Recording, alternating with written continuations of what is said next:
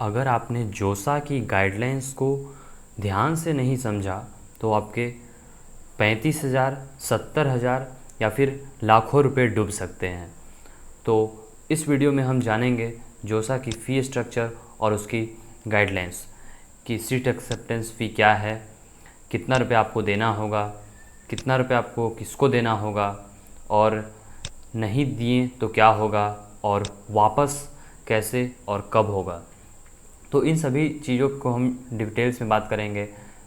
तब तक आप हमारे चैनल को सब्सक्राइब कर लें और लाइक कर दें इस वीडियो को।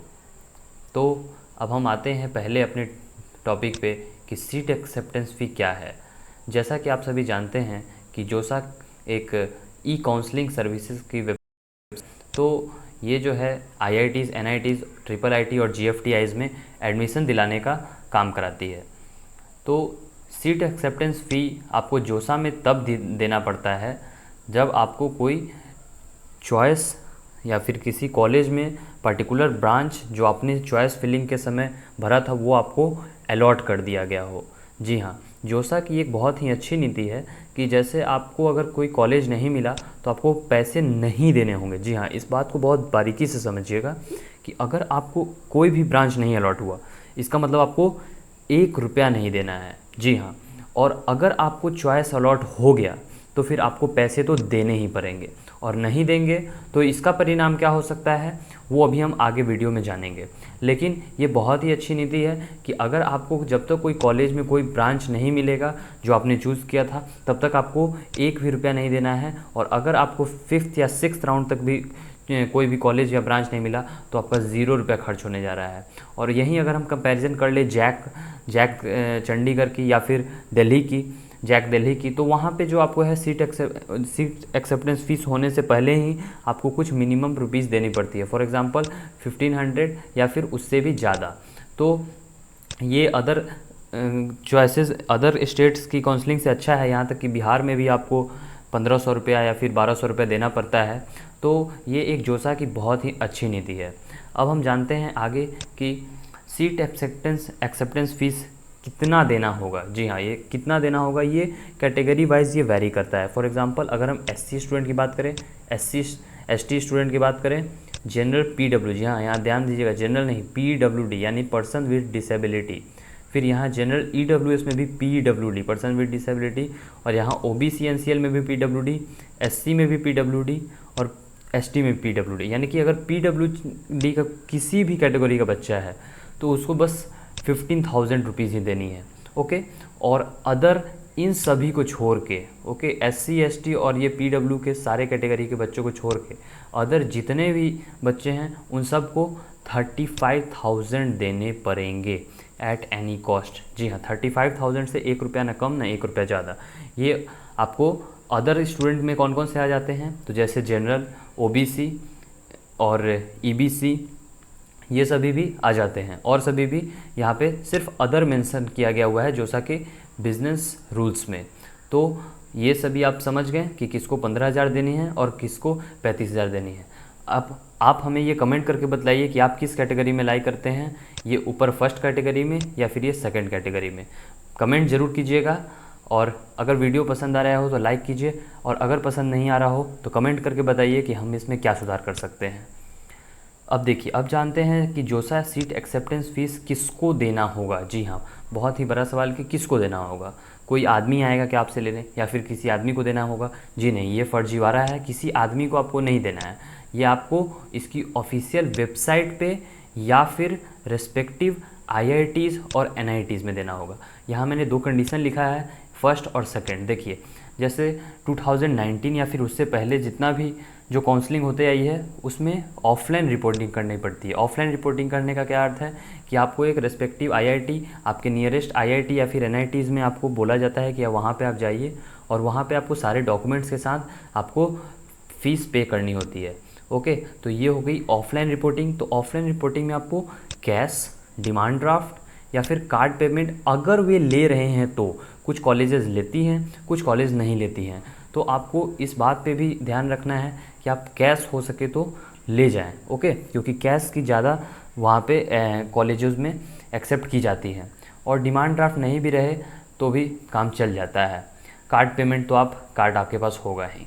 और अगर हम बात कर लें ऑनलाइन ई काउंसलिंग की, फॉर एग्जांपल 2020 में जो ऑनलाइन काउंसलिंग हुई है, और इसमें जो आपको नेट बैंकिंग या फिर other payment option, for example credit card, debit card, UPI, इन सभी पेमेंट से भी आपको पेमेंट कर सकते हैं।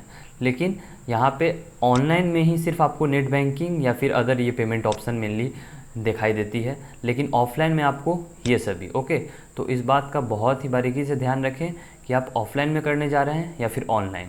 और कभी भी आपको ये जो www.josa.nic वेबसाइट है, इसी पर ही पेमेंट करनी है।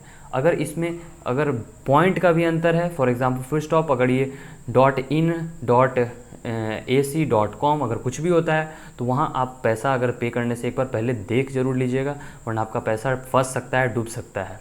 ये बहुत ही ज़रूरी जानकारी है। ये जानकारी अगर आपको बहुत ही हेल्पफुल लगी तो वीडियो को ज़रूर लाइक कीजिए और कमेंट ज़रूर कीजिए।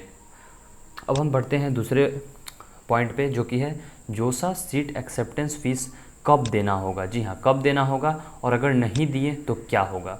कब देना होगा को मैंने पहले ही डिस्कस कर चुका है कि अगर आपको कोई भी सीट अलॉट की जाती है, ओके, अगर कोई आपको सीट अलॉट की जाती है जो आपने चॉइस फिल की थी, तभी आपको जोसा का सीट एक्सेप्टेंस फ़ी देना है, अथवा नहीं। जी हाँ, कितने काउंसलर्स ऐसे होते हैं जिनसे आप मदद लेने जाते हैं और वो आपको ठग लेते हैं, तो इस ठगी का शिकार नहीं बनना है। और ये गाइडलाइंस, ये सारे वीडियोस आपको यूट्यूब पे फ्री में अवेलेबल हैं, तो इन सब को रेफ़र करके आप ठगी होने से बचिए। कितने बच्चों ने लाखों और करोड़ों रुपए तक गंवा चुके हैं, बस इस काउंसलिंग को उनका प्रोसीड्योर नहीं मालूम था। तो ये बहुत इंपॉर्टेंट जानकारी मैं आपको दे रहा हूँ। Please like the video and comment, कि आप कमेंट ज़रूर कीजिएगा। अगर अच्छा लगे तब भी कमेंट कीजिए, ख़राब लगे तब भी कमेंट कीजिए कि हम सुधार कैसे कर सकते हैं। अब देखिए, अब हम बात करते हैं कि नहीं दिए तो क्या होगा। पहली बात कि देना कब है, किसको देना है, जब सीट अलॉट होगा तो देना है। तो अब बच्चे बस बच गए जिनको सीट मिली हुई है। तो अगर 2 से 3 दिन का मेनली आपको टाइम दिया जाता है, और अगर आप जो अलॉटेड सीट आपको दी गई है उसके लिए अगर सीट एक्सेप्टेंस फी नहीं देते हैं, तो आपको बार्ड कर दिया जाएगा, यानी कि बाहर कर दिया जाएगा जोसा की काउंसलिंग से। और जो फर्दर राउंड्स आने वाली हैं उसमें आप पार्टिसिपेट नहीं कर सकते हैं। फॉर एग्ज़ाम्पल, अगर आपको फर्स्ट राउंड में मिल गया और अगर आपने नहीं दिया, तो आप सेकंड से लेके जितना भी लास्ट राउंड है वहाँ तक आप पार्टिसिपेट नहीं कर सकते। और इवन अगर आपको 4th या 5th राउंड में भी मिला, फिर भी अगर आप नहीं करते हैं पेमेंट, तो भी आप आगे नहीं पार्टिसिपेट कर सकते हैं।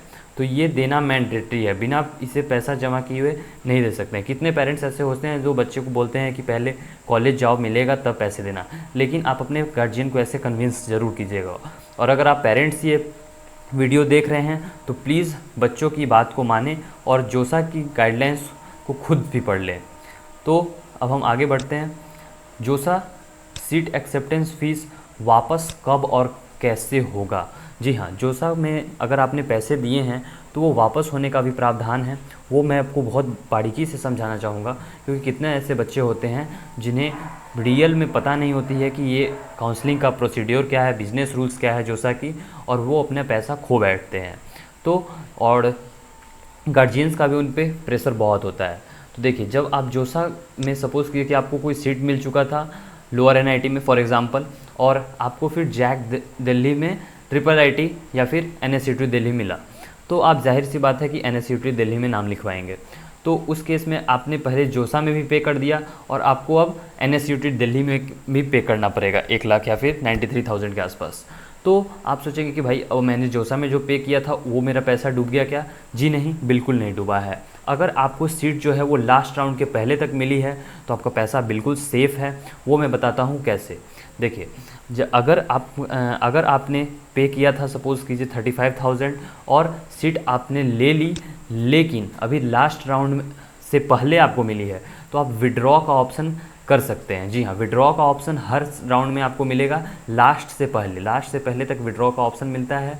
वहाँ तक अगर आप विड्रॉ करते हैं तो जो पैसा है वो आपके अकाउंट में आएगा, वो भी 90 डेज़ के अंदर। जी हाँ, अगर आईआईटीज़ में आपको एडमिशन, आईआईटीज़ के लिए आपने सीट एक्सेप्टेंस फ़ी की है तो आईआईटी की तरफ से आएगा, और अगर एनआईटी के लिए की है तो वो सीएसएबी या फिर एनआईटी प्लस सिस्टम के द्वारा वापस आएगा। तो अब ये पैसा कहाँ आएगा? तो आपने जो बैंक अकाउंट दिया था, ओके, ये उसी में आएगा। और ये बात का ध्यान रखें कि आपका पैसा डूब भी सकता है, हाँ डूब सकता है, इस बात को बहुत बारीकी से समझिएगा। अब डूबने का बात कहाँ आता है, सपोज़ कीजिए कि अगर आपने 6th राउंड में, जी हाँ 6th या फिर 7th, यानी कभी 6 ही राउंड जोसा की होती है और कभी 7 होती है, तो हम लास्ट 6th बोल रहे हैं या फिर 7th, इसी को मानिएगा कि किसी साल 6 होती है, किसी साल 7 होती है। अब जिस भी साल अगर लास्ट राउंड में अगर आपने पे किया फ़ी और अगर आप चाहते हैं कि हम सीट नहीं ले तो आपका पैसा डूब जाएगा, ये पूरी गारंटी है।